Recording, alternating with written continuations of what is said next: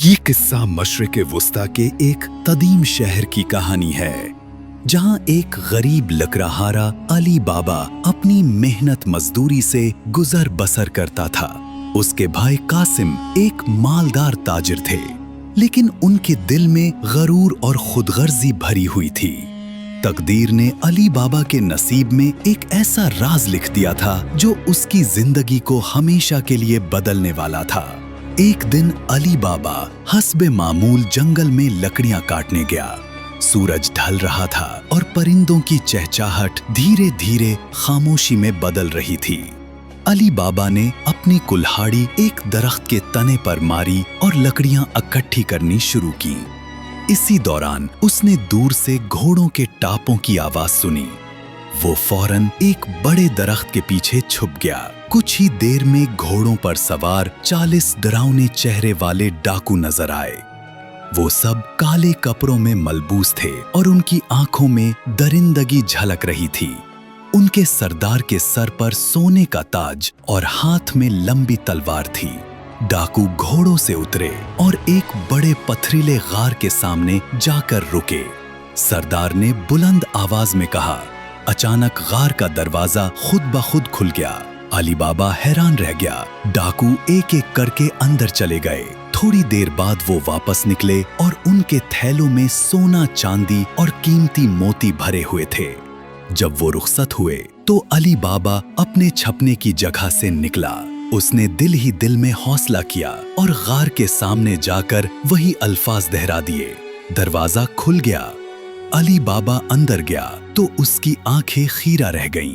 गार के अंदर सोने चांदी के ढेर लगे हुए थे। कालीन, तलवारें, जवाहरात और सोने के सिक्के हर तरफ बिखरे हुए थे।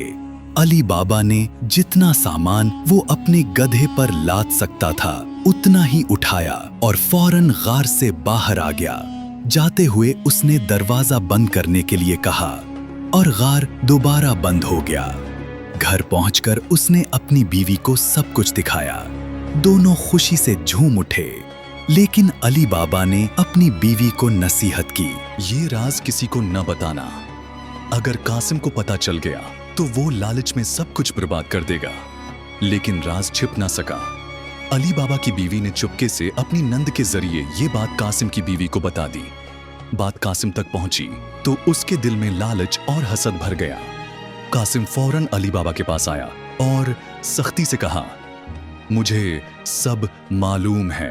तुमने गार से खजाना निकाला है। अब मुझे वो जगह दिखाओ, वरना मैं सबको बता दूंगा। अली बाबा मजबूर होकर अपने भाई को गार का राज बताने पर राजी हो गया। कासिम खजाने के लालच में अगली सुबह कई थैले लेकर गार पहुंच गया। उसने कहा, दरवाजा खुल गया। वो अंदर गया और खजाना लौटने लगा। लेकिन जब वो बाहर निकलने लगा तो वो जादुई अल्फाज भूल गया।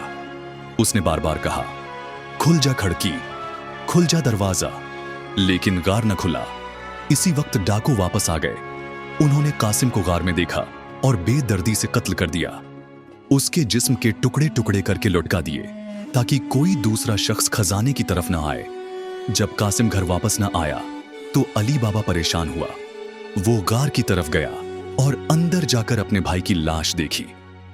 उसने कांपते हाथों से लाश को उकठा किया और बड़ी मुश्किल से दफन कर दिया। अली बाबा ने अल्लाह से दुआ की, आए अल्लाह, मेरे भाई की मगफिरत फरमा और मुझे इस राज की हिफाजत करने की हिम्मत दे। जब डाकू दोबारा गार में आए तो वो लाश गायब पाकर चौंक गए।